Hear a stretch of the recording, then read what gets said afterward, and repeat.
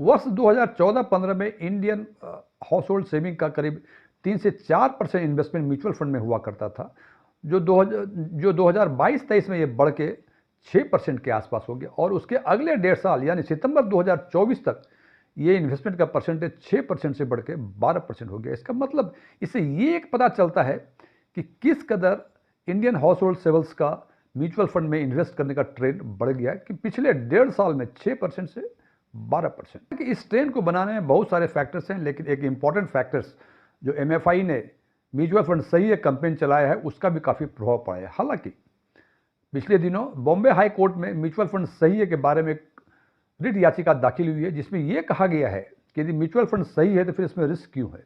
हालांकि इस पर जो भी कोर्ट का निर्णय हो जो भी हो, लेकिन निश्चित रूप से म्यूचुअल फंड सही है कैंपेन ने काफ़ी इंपॉर्टेंट रोल प्ले किया है इंडियन हाउस होल्ड सेवर्स को ये बताने के लिए कि म्यूचुअल फंड सही है।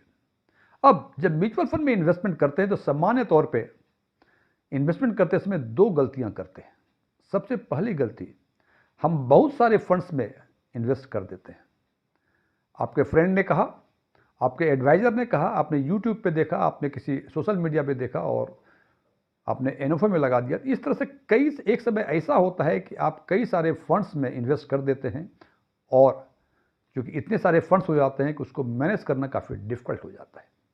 दूसरा है कि जब इन्वेस्टमेंट करते हैं म्यूचुअल फंड में फ्रेंड्स के कहने पे, एडवाइजर के कहने पे, NFO के और सोशल मीडिया या यूट्यूब पर देखकर, तो हम ये भूल जाते हैं कि हमने जो इन्वेस्ट कर रहे हैं म्यूचुअल फंड में, हमने किसी गोल को स्पेसिफाई नहीं किया है। क्योंकि हमें इन्वेस्ट करना है म्यूचुअल फंड में, हो सकता है कुछ ऐसे म्यूचुअल फंड में कर दिए हों जो काफ़ी वोलाटाइल हो, या हो सकता है कुछ ऐसे म्यूचुअल फंड में कर दिए हों जो काफ़ी कम वोलाटाइल हो। हमने फाइनेंशियल गोल का ध्यान नहीं रखा।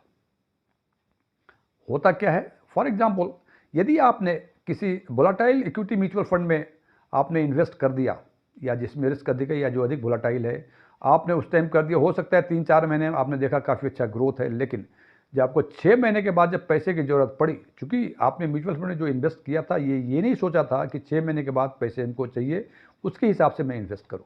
तो 6 महीने के बाद देखा आपने कि या तो उस म्यूचुअल फंड में काफ़ी कम का रिटर्न है, काफ़ी कम ग्रोथ है, या हो सकता है नेगेटिव ग्रोथ भी हो, और उस समय आपको लगता है, आप म्यूचुअल फंड को कोसते हैं और सोचते हैं कि म्यूचुअल फंड सही नहीं है।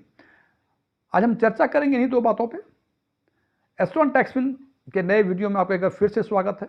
यदि इस वीडियो से आपके नॉलेज बेस में कोई वैल्यू एडिशन होता है तो इसे लाइक करें, अपने फ्रेंड्स के साथ शेयर करें, इस पर कमेंट करके बताएं ये कैसा लगा आपको, और कुछ क्वेरीज हो उसके बारे में पूछें हमसे। और यदि आप इस चैनल पर पहली बार विजिट कर रहे हैं तो आप इसको सब्सक्राइब करें और सब्सक्रिप्शन बटन के बगल में जो बेल आइकॉन है उसके ऑल पे क्लिक करें, ताकि हमारे सभी नए वीडियो की नोटिफिकेशन आपको लगातार मिलती रहे। और चूंकि आप नए सब्सक्राइबर हैं, इसलिए कमेंट बॉक्स में नए सब्सक्राइबर लिखें, जिससे हमें ये मालूम हो सके कि आप हमारे नए सब्सक्राइबर हैं। मेरा नाम DM झा है।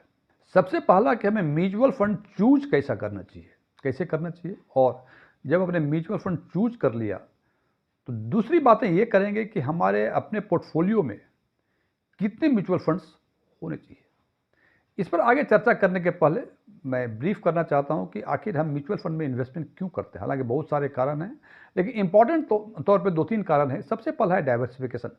यदि आप इक्विटी स्टॉक्स में इन्वेस्ट करना चाहते हैं जिसमें रिटर्न काफ़ी अच्छा है, तो आप 2-3-4-5 स्टॉक में कर पाएंगे।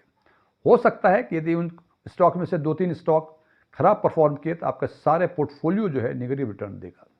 इससे बचने के लिए, ये रिस्क को मिनिमाइज करने के लिए हम चाहते हैं कि डाइवर्सिफाई करें। चूंकि म्यूचुअल फंड में 40 से 50 स्टॉक्स में इन्वेस्टमेंट होता है, तो हम यदि 1000, 10,000, 5,000, 1 लाख, 10 लाख जो भी इन्वेस्ट करते हैं, तो वो हमारा फंड का इन्वेस्टमेंट डाइवर्सिफाई हो जाता है और रिस्क काफ़ी कम हो जाता है। तो ये एक सबसे इंपॉर्टेंट कारण है हमें म्यूचुअल फंड में इन्वेस्ट करने का।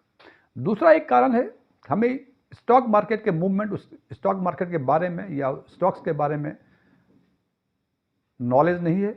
हम चाहते हैं कोई हमें एक्सपर्ट कोई एडवाइस करे, उसके हिसाब से इन्वेस्ट करें। म्यूचुअल फंड में ये सुविधा उपलब्ध है, वहाँ एक फंड मैनेजर होता है जो इसी फील्ड का एक्सपर्ट है। आप अपने पैसा उस फंड मैनेजर को देते हैं और स्कीम डॉक्यूमेंट के हिसाब से वो डिफरेंट स्टॉक्स में, डिफरेंट एसेट्स में वो आपके बिहाफ में इन्वेस्ट करते हैं। जैसा कि हमने चर्चा की थी कि फाइनेंशियल एसेट्स का सिलेक्शन आपके फाइनेंशियल गोल के हिसाब से होता है। यदि आपका शॉर्ट टर्म गोल है, यानी आपको पैसे की ज़रूरत 2 साल के अंदर है, या यूँ कह सकते हैं कि पैसे जो अवेलेबल है इन्वेस्टमेंट के लिए वो 2 साल तक ही है, तो उस केस में एक चीज़ का ध्यान रखें कि शेयर्स में या इक्विटी म्यूचुअल फंड में कतई इन्वेस्ट नहीं करना है, बिकॉज ये काफ़ी वोलाटाइल है। हो सकता है आपको अच्छे रिटर्न मिल जाएं, लेकिन इसकी भी संभावना है कि आपको नेगेटिव रिटर्न भी मिले।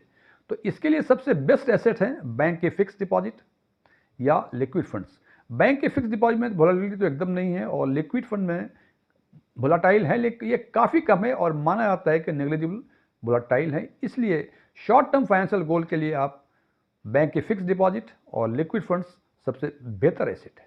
अब बात करते हैं मिड टर्म की। मिड टर्म फाइनेंशियल गोल के लिए, यानी आपके पास जो इन्वेस्टमेंट के लिए पैसे हैं वो 2 से 5 साल के बीच में ही ज़रूरत पड़ेंगे आपको, यानी मैक्सिमम 5 साल तक अवेलेबल है, लेकिन 2 से 5 साल के बीच पैसे की ज़रूरत कहीं पड़ सकती है। क्योंकि इसमें टाइम हॉरिजन थोड़ा सा अधिक है, इसलिए हम चाहेंगे कि इसको जो इन्वेस्ट करें थोड़ा सा वोलेटाइल एसेट्स में भी करें, हमको इसके साथ सेफ्टी भी चाहिए। तो इसके लिए हम फिक्स रिटर्न एसेट्स में या डेट म्यूचुअल फंड्स में इन्वेस्ट कर सकते हैं। डेट म्यूचुअल फंड्स या फिक्स रिटर्न एसेट्स जो हैं ये सामान्य तौर पे गवर्नमेंट सिक्योरिटीज़ में या कॉर्पोरेट बॉन्ड्स में इन्वेस्ट करते हैं, जहाँ के फिक्स रिटर्न मिलता है। क्योंकि म्यूचुअल फंड को फिक्स रिटर्न मिलता है, इसलिए वो इन्वेस्टर को ही फिक्स रिटर्न देते हैं।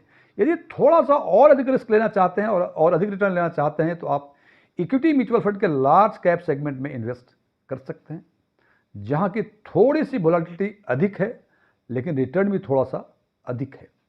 या आप ये भी कर सकते हैं कि लार्ज कैप और डेट फंड्स के जो कंपोजिशन है, जिसको हम हाइब्रिड फंड कहते हैं, आप उसमें भी इन्वेस्ट कर सकते हैं, जिसमें लार्ज कैप से कम आपको वोलेटिलिटी होगी, तो निश्चित रूप से लार्ज कैप के कंपैरिजन में कम होगी। और ये किस में करेंगे? फिक्स्ड एसेट रिटर्न में करेंगे, फिक्स्ड इनकम रिटर्न में करेंगे, या आप इक्विटी म्यूचुअल फंड के लार्ज कैप में करेंगे, या हाइब्रिड में करेंगे, या मिक्सचर में करेंगे, सबके ये डिपेंड करता है आपका रिस्क प्रोफाइल और आपके परसेप्शन पे। क्योंकि हमने यहाँ लार्ज कैप की बातें की और हमने ये कहा कि ये लेस वोलेटाइल है और रिटर्न भी कम है। लार्ज कैप का मतलब कि आपके जो इन्वेस्टमेंट होंगे वो टॉप 100 कंपनीज में होंगे, जो मार्केट कैपिटलाइजेशन के हिसाब से लिस्टेड कंपनीज हैं। यानी यूँ कह लें कि स्टॉक मार्केट में जो लिस्टेड कंपनीज हैं, मार्केट कैपिटलाइजेशन के हिसाब से 1 to 100 के बीच जो कंपनीज होंगी, उसी कंपनी में आपके पैसे इन्वेस्ट होंगे, यदि आप लार्ज कैप म्यूचुअल फंड में इन्वेस्ट कर रहे हैं। तो तीसरा गोल है लॉन्ग टर्म फाइनेंशियल गोल, जहाँ की पैसे 5 साल से अधिक के लिए अवेलेबल है। मीन्स पैसे की ज़रूरत जो होगी आपको 5 साल 10 साल के बाद ही होगी। इसका मतलब लॉन्ग टाइम हॉरिजन है आपके पास, और आप इस पैसे को कुछ अधिक वोलेटाइल एसेट्स में इन्वेस्ट कर सकते हैं। अभी हमने लार्ज कैप म्यूचुअल फंड में इन्वेस्ट किया, अब इस फाइनेंशियल गोल के लिए हम थोड़ा सा अधिक risky mutual funds mid cap में कर सकते हैं और स्मॉल कैप में कर सकते हैं। जैसा कि आप जानते हैं, ये तीनों large cap, mid cap, small cap important segments हैं म्यूचुअल फंड्स के, और कहा जाता है कि लार्ज कैप पे सबसे कम रिस्क तो सबसे कम रिटर्न। यदि हम तुलना करें मिड कैप और स्मॉल कैप से, मिड कैप में लार्ज कैप से अधिक रिस्क और लार्ज कैप से अधिक रिटर्न, और स्मॉल कैप में मिड कैप से अधिक रिस्क और मिड कैप से अधिक रिटर्न।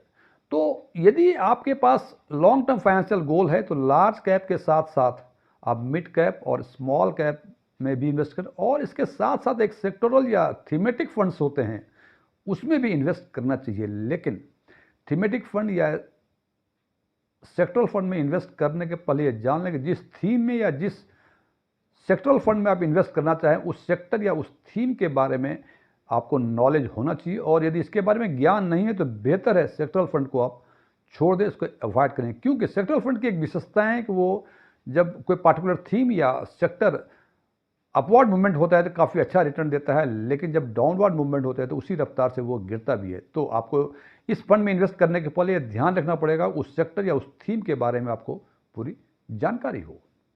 चूँकि हमने मिड कैप और स्मॉल कैप के बारे में भी चर्चा की इससे, तो जैसे मैंने बताया था कि लार्ज कैप टॉप 100 कंपनी में मार्केट कैपिटलाइजेशन के हिसाब से इन्वेस्ट करते हैं, मिड कैप 101 to 250 स्टॉक्स में मार्केट कैपिटलाइजेशन के हिसाब से इन्वेस्ट करते हैं, और स्मॉल कैप में 251 से लेकर ऑनवर्ड जितने भी लिस्टेड स्टॉक्स हैं उसमें इन्वेस्ट करते हैं। तो निश्चित रूप से स्मॉल कैप में वोलेटिलिटी अधिक होगी, मिड कैप में उससे कम होगी, और लार्ज कैप में सबसे कम होगी। अब हमें ये तो समझ में आ गया कि म्यूचुअल फंड को चूज कैसे करें, किस सेगमेंट के म्यूचुअल फंड को चूज करें। अब अगला सवाल ये है कि हमारे पोर्टफोलियो में कितने फंड्स होने चाहिए। तो सबसे पहले बात करते हैं डेट फंड्स की। डेट फंड्स की संख्या एक से अधिक नहीं होनी चाहिए, और यदि थोड़ा सा चाहते हैं, कुछ अधिक रिटर्न चाहिए आपको, तो आप डेट ओरिएंटेड म्यूचुअल फंड में भी इन्वेस्ट कर सकते हैं, लेकिन या तो एक डेट लें या एक डेट ओरिएंटेड म्यूचुअल फंड लें। Number 2, large cap. Large cap में भी हम अधिक से अधिक लार्ज कैप में भी हम एक फंड लेंगे, क्योंकि एक फंड लेने का इसका एक ही कारण है कि इसका जो इन्वेस्टमेंट यूनिवर्स है ये केवल 100 कंपनीज हैं, और 40 से 50 कंपनियों में large cap mutual fund invest करते हैं। यदि आप एक से अधिक लार्ज कैप फंड लेंगे तो ओवरलैपिंग का चांसेस अधिक हैं, जिससे आपको दो लार्ज कैप म्यूचुअल फंड में इन्वेस्ट करने का कोई फायदा नहीं है। इसलिए ध्यान रखें कि लार्ज कैप लेना है तो एक ही लें, इसमें रिटर्न थोड़ा सा कम, तो इसमें रिस्क भी काफ़ी कम है। अब बातें करते हैं मिड कैप फंड की। हालांकि मिड कैप का जो इन्वेस्टमेंट यूनिवर्स है ये 150 स्टॉक्स का है, तो इसमें हम एक या अधिक से अधिक 2 मिड कैप ले सकते हैं। इसमें रिटर्न अधिक मिलेंगे आपको और रिस्क भी थोड़ा सा अधिक है। तीसरा है स्मॉल कैप। स्मॉल कैप का यूनिवर्स, हालांकि 250 के बाद जितनी कंपनियां हैं वो सारी कंपनियां इसमें आती हैं। हालांकि यूनिवर्स काफ़ी अधिक है, लेकिन ये वोलेटाइल काफ़ी अधिक होता है, तो इसमें भी अधिक से अधिक 2 फंड ले सकते हैं। और चौथा जो है, पांचवा जो है वो है सेक्टोरल फंड। हालांकि सेक्टोरल फंड को हम ऑप्शनल फंड मानते हैं। आप जिस सेक्टोरल फंड में इन्वेस्ट करना चाह रहे हैं, यदि उसके बारे में, या थीमेटिक फंड में इन्वेस्ट करना चाहें तो उसके बारे में, उस सेक्टर के बारे में, उस थीम के बारे में यदि आपको पूरी जानकारी है तभी आप सेक्टोरल या थीमेटिक फंड में इन्वेस्ट करें, वरना इस फंड को रहने दें, ये आपके लिए फिर नहीं है। और इस हिसाब से हम देखते हैं कि पूरे पोर्टफोलियो में हमें 4 से 6 फंड हम अपने पोर्टफोलियो में रख सकते हैं, और हम कह सकते हैं कि ये पोर्टफोलियो आपका बेहतर होगा। अब बात आई जो म्यूचुअल फंड में बिगिनर्स हैं, जो बिगिनर्स हैं म्यूचुअल फंड में, वो ऐसा तो नहीं है कि आते ही 5-6 फंड में इन्वेस्ट कर देगा। तो उसके लिए सबसे पहला है डेट फंड में इन्वेस्ट करना, या कह सकते हैं कि हाइब्रिड फंड में वो इन्वेस्ट कर सकता है। हाइब्रिड फंड में इन्वेस्ट करने के बाद, चूंकि उनको large cap, mid cap, small cap का सिलेक्शन करने का भी आइडिया नहीं है, अनुभव नहीं है, तो बेहतर है वो फ्लैक्सी कैप में इन्वेस्ट करें, जहां की फंड मैनेजर को पूरी लिबर्टी है अपने फाइनेंशियल विजडम के हिसाब से स्विच करने के लिए, कि लार्ज कैप से मिड कैप में जाए, मिड कैप से स्मॉल कैप जाए, स्मॉल कैप से फिर लार्ज कैप में आ जाए। बिकॉज फ्लैक्सी कैप का एक फीचर्स है कि उनकी एक ही कंडीशंस हैं कि 65% या उससे अधिक का इन्वेस्टमेंट इक्विटी में होना चाहिए अक्रॉस द सेगमेंट। इसमें ये लिमिटेशन नहीं है कि लार्ज कैप में इतना होना चाहिए, मिड कैप में इतना होना चाहिए, स्मॉल कैप में उतना होना चाहिए। केवल इक्विटी म्यूचुअल फंड में 65% का मिनिमम इन्वेस्टमेंट का रिक्वायरमेंट है टू कैप कराने के लिए। इसलिए यहाँ फंड मैनेजर को काफ़ी लिबर्टी होती है। सो बेहतर है बिगिनर्स के लिए एक डेट फंड ले लें, एक फ्लैक्सी कैप फंड ले लें, और जब आपका अनुभव बढ़े तो फ्लैक्सी कैप के बाद आप देखें कि मिड कैप, स्मॉल कैप कहाँ जाना है, अपने अनुभव के हिसाब से आप इसमें इन्वेस्ट कर सकते हैं। कि फ्रेंड्स, ये जो हमने बताया ये मेरे विचार हैं, मेरे विचारों से सहमत होना कोई जरूरी नहीं है। बिकॉज सामान्य तौर पर क्या देखा जा रहा है कि लोग चाहते हैं कि ओवरनाइट हम लखपति बन जाएं। जनाब, म्यूचुअल फंड में कोई जादू नहीं होता है। यदि आप हमारे विचारों से सहमत हैं तो अच्छी बात है, सहमत होना कोई जरूरी नहीं है। लेकिन फिर भी यदि आप निर्णय लें कि पोर्टफोलियो में कितने फंड्स होने चाहिए और फंड्स को कैसे चूज करना चाहिए, तो इन बातों को ध्यान में रखेंगे तो निश्चित रूप से आप अच्छा पोर्टफोलियो बना पाएंगे और आपको बेहतर रिटर्न मिलने की पूरी संभावनाएं हैं। Thank you.